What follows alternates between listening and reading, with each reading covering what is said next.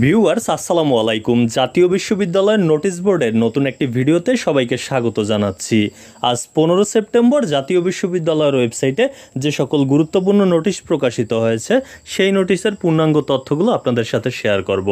প্রথমেই যে নোটিশটি আমি দেখতে পাচ্ছি, এই নোটিশটির বিষয় হচ্ছে 2020-21 সেশনে ভর্তিকৃত কম্পিউটার সায়েন্স বিষয়ের এমএএস প্রোগ্রামের শিক্ষার্থীদের চূড়ান্ত ফলাফল প্রকাশ সংক্রান্ত বিজ্ঞপ্তি।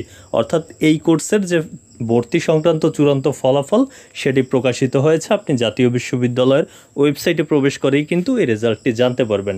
পরবর্তী নোটিশটি অবশ্যই এই বিষয়েরই, অর্থাৎ 2020-21 সেশনের কম্পিউটার সায়েন্স বিষয়ের এমএএস প্রোগ্রামের শিক্ষার্থীদের চূড়ান্ত ফলাফল।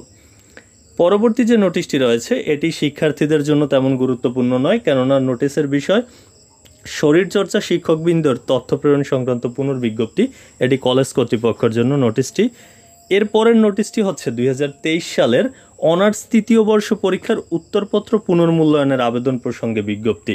এই নোটিশটি খুবই গুরুত্বপূর্ণ। অলরেডি কিন্তু এই বিষয়ক একটি ভিডিও আমার চ্যানেলে রয়েছে, যে কিভাবে কত তারিখ থেকে কত তারিখ পর্যন্ত বোর্ড চ্যালেঞ্জের আবেদন করা যাবে সব তথ্য দেওয়া রয়েছে। নোটিশে মূলত যে বিষয়টি উল্লেখ করা হয়েছে, 16 সেপ্টেম্বর থেকে 25 সেপ্টেম্বরের মধ্যে কিন্তু এই বোর্ড চ্যালেঞ্জের আবেদন করা যাবে।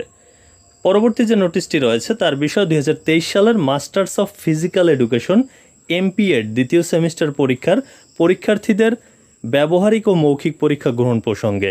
আমি যতটুকু এই নোটিশটি ওপেন করে জেনেছি যে এটি হচ্ছে মূলত ব্যবহারিক পরীক্ষা এবং ভাইবা পরীক্ষা এই কোর্সের অনুষ্ঠিত হবে 17 সেপ্টেম্বর থেকে 22 সেপ্টেম্বর এই সময়ের মধ্যে।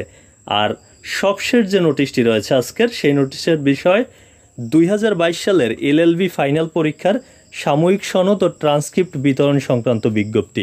এটিও কলেজের জন্য গুরুত্বপূর্ণ, কেননা কলেজ কর্তৃপক্ষ তাদের একজন প্রতিনিধি পাঠাবে জাতীয় বিশ্ববিদ্যালয়ে।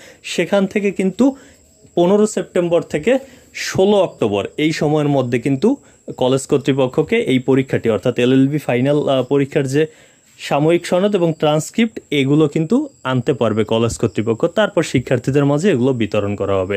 তো এই ছিল আসলে আজকের গুরুত্বপূর্ণ নোটিশ। এতক্ষণ সাথে থাকার জন্য অসংখ্য ধন্যবাদ।